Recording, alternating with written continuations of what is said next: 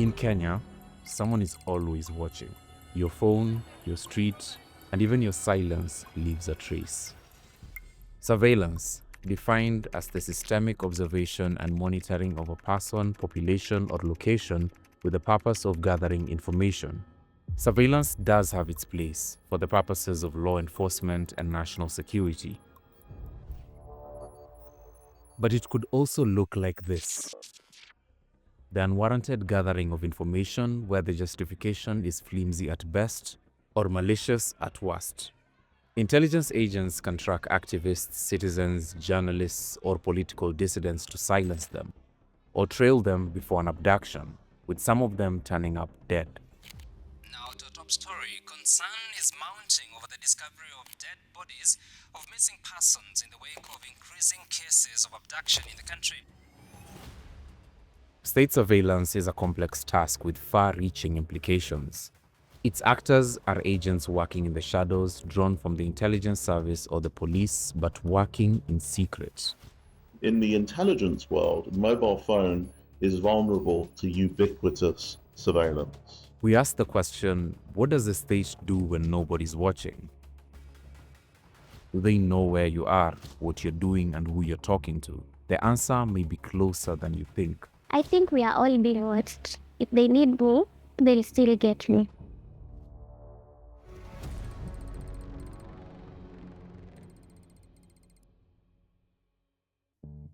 Kenya has seen an increase in abductions, disappearances, arrests, and killings. According to the Kenya National Commission on Human Rights, by December 2024, there had been 82 cases of abductions and enforced disappearances, all recorded since June 2024, when the country had nationwide protests led by the Gen Z. 29 of the abductees were still missing. A year later, in 2025, the situation remained the same. Rose Tunguru is 35-year-old mother of two. I run a business that does branding and software development.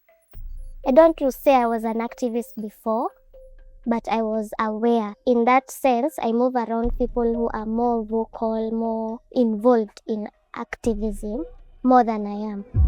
Last year, after people broke into parliament, there was a lot of death and element of sadness and the realization that it could have been any one of us. So it affected me in a way that it made me more active in this activism circles. If there was an event, I'd attend. These moments lit a spark in Rose, but her biggest contribution was to come a year later. Honorable members, I now propose the question, which is that the Finance Bill, National Assembly Bill number 19 of 2025 be now read a third time.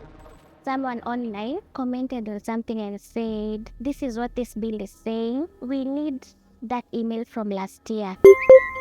And if you check the responses to that tweet, there's more than me. So it wasn't just me who said I can do it, but I said, hey, I can do this. Rose got to work. Using her programming skills, she built a platform to help Kenyans participate in the debate around the 2025 Finance Bill by sending emails to Parliament. The link to Rose's tool spread like wildfire, leading to this viral moment. Because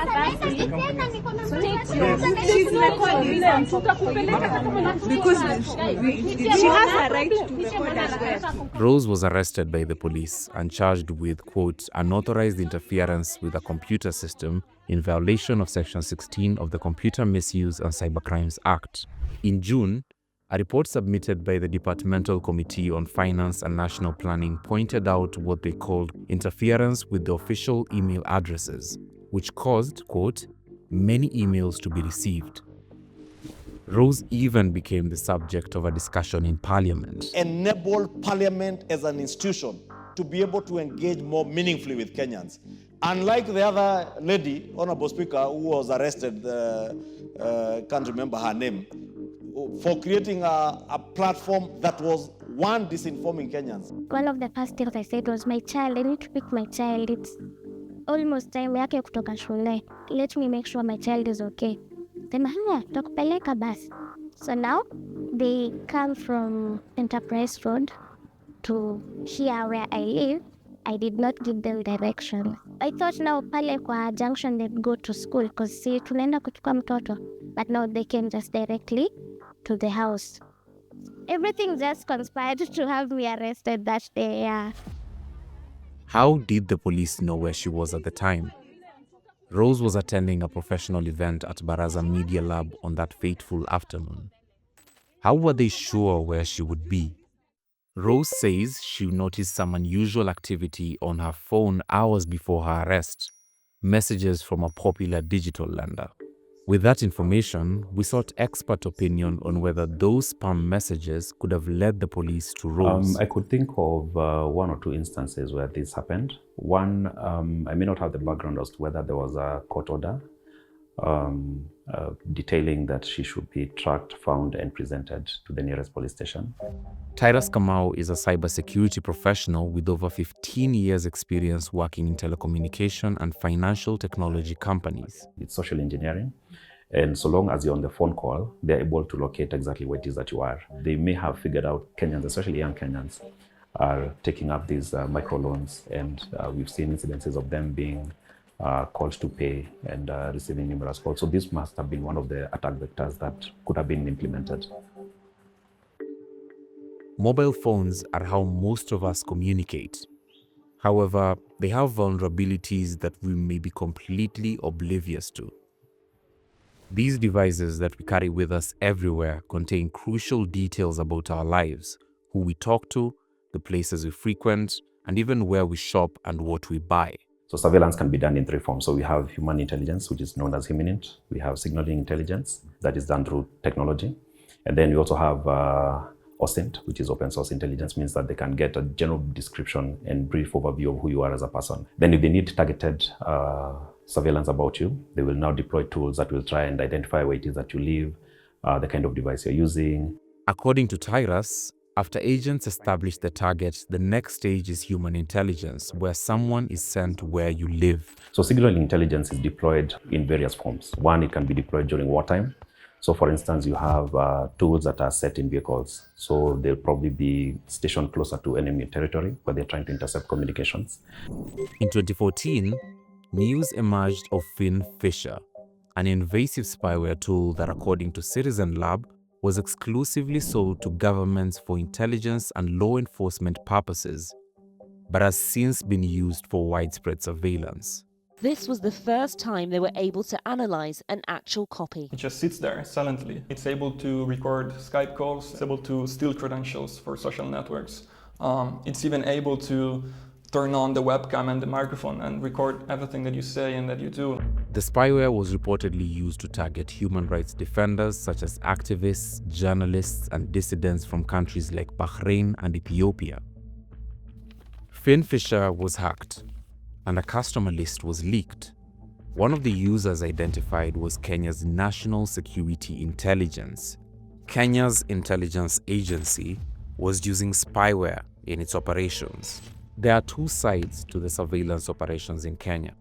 According to a report by the Kenya ICT Action Network, KICTANET, whereas terrorism incidents were on the rise in the past decade, communication interception and surveillance have created an environment for abuse to target activists, bloggers, journalists, and political opposition. Aside from spyware, another method allegedly used in state surveillance is through back-end access enabled by telecommunication companies.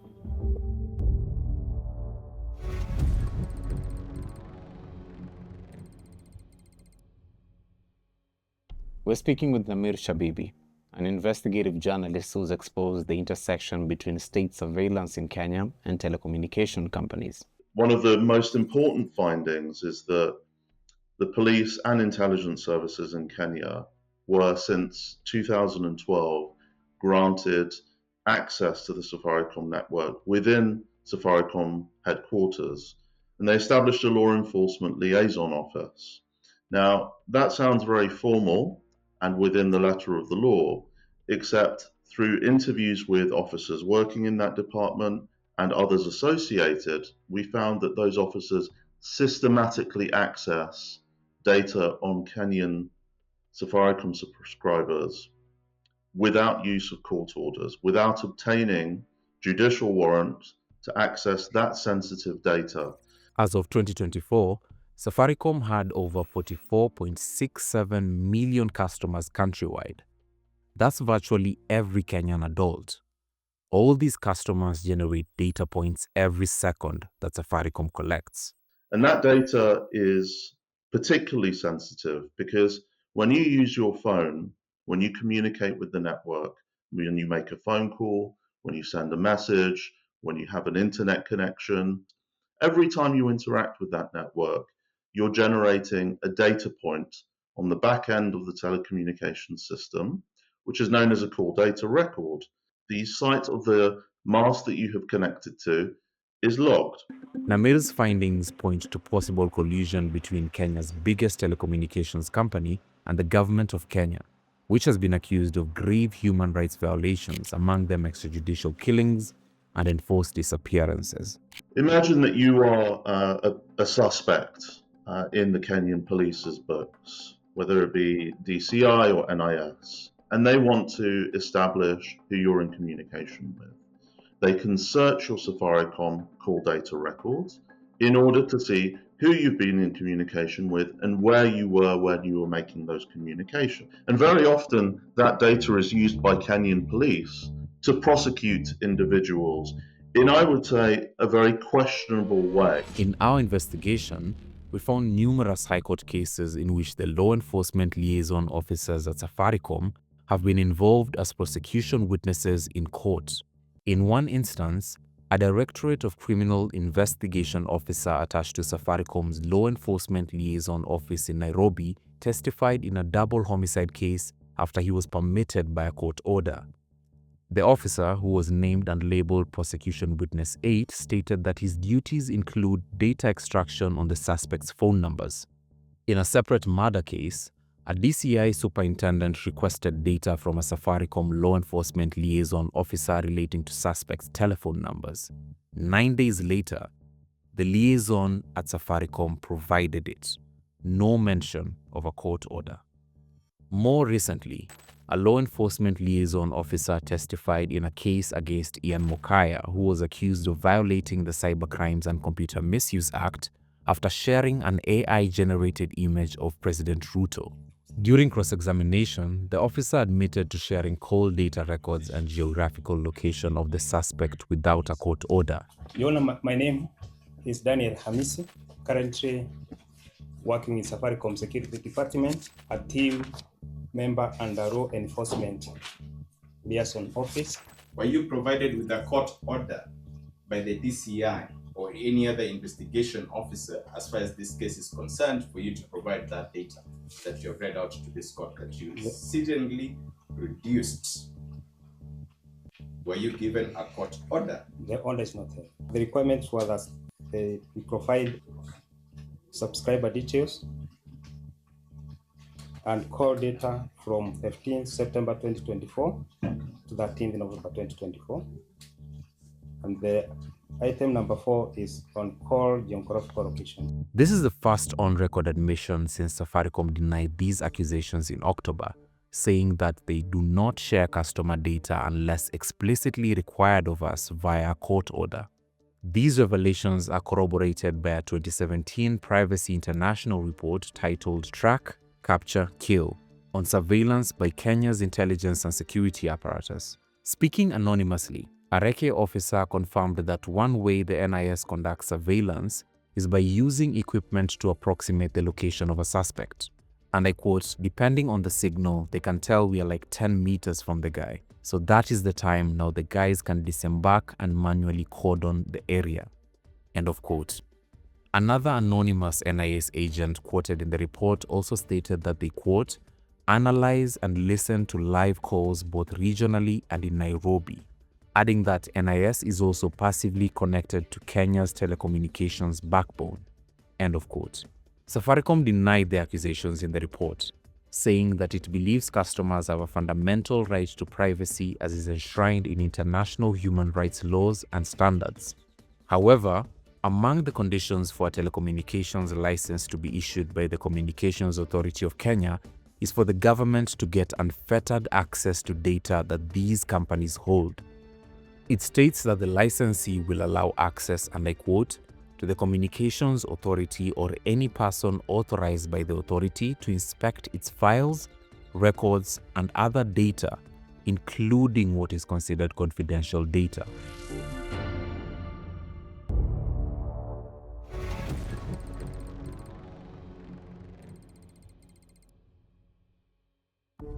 Call data records were consequential in the outcome of the case against Kenya's fourth president, Uhuru Kenyatta, who was accused by the International Criminal Court of crimes against humanity. President Kenyatta heading to the Netherlands to attend the International Criminal Court in The Hague. In 2014, the International Criminal Court's legal representative accused the government of obstructing access to cell phone data crucial to the prosecution's case. Kenyatta had been indicted by the court following the 2007-2008 post-election violence. Your Honours, if you could imagine for a moment that you did have the requested telephone data, then Your Honours would know exactly where Mr. Kenyatta was during the period of the crimes alleged, and you would know exactly who he was speaking to. The fact that that information is being withheld from Your Honours is a matter of extremely great concern. Those numbers that are disclosed by the evidence, give them to us,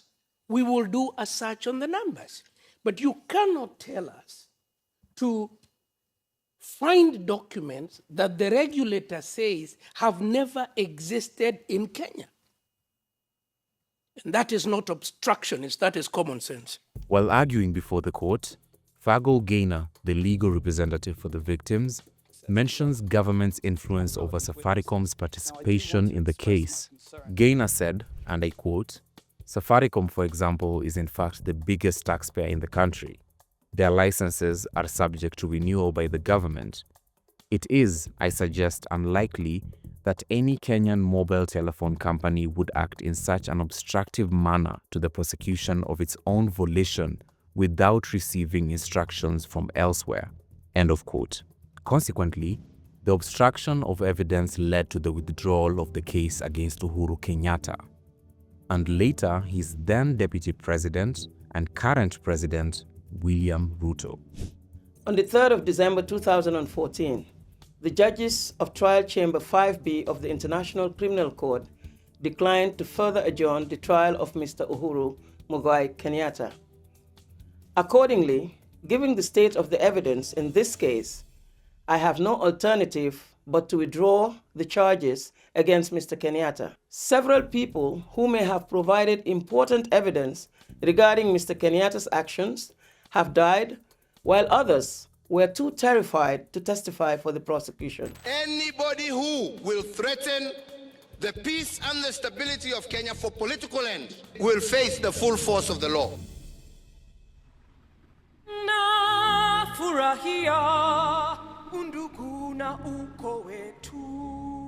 Safaricom's cozy relationship with the state raises questions. Once a subsidiary of the Kenya Post and Telecommunications Company, the corporation has grown to become the biggest telecommunications service provider in Kenya.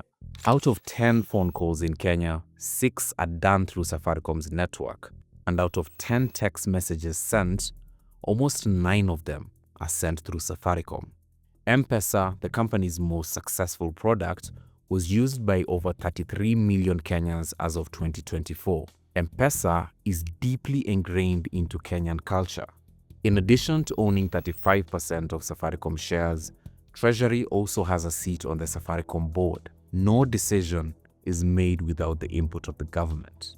Safaricom's dominant position, particularly in the financial space, has seen it engage in key government projects either actively as a partner or indirectly as a payment gateway provider. Over 20,000 government workflows lay on M-Pesa's infrastructure.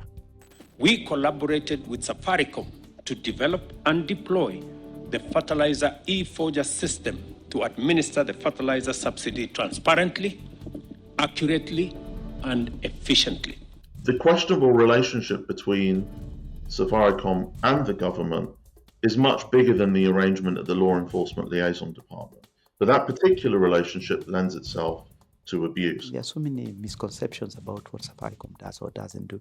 Partly because potentially we are owned by, partly by government, partly because we are seen to work for, with government. But we will always, as a large organization, we'll always support the public sector in the same way we support the private sector if they are providing service to the public. Rose's ordeal mirrors a wider regional pattern. In neighboring Uganda and Tanzania, cases of abductions targeting activists and government critics have been reported repeatedly over the years. In January 2025, Tanzanian activist Maria Sarungi was abducted in Nairobi and held for several hours by armed unidentified men. 57 days before Maria's ordeal, Ugandan opposition leader Kizza Besigye flew from Kampala to Nairobi for the launch of Kenyan politician and lawyer Martha Karua's book, Against the Tide. Unbeknownst to him, he was being watched and tracked from the time he boarded the plane.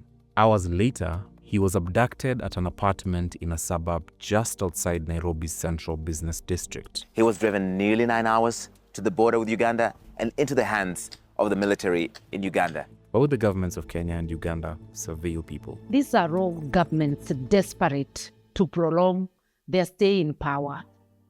Besigye is one of the main opposition people in Uganda, and Uganda is holding its general elections in January next year. Maybe the government of Museveni wanted some drama to start a crackdown on the opposition, and hence the accusation that he was trying to overthrow the government. 3 pistols is what they claim he had. Which government gets overthrown with 3 pistols? In a rare cross-border legal move, Martha Karua took up the role of lead counsel for Kizza Besigye, who was facing treason charges before a military court.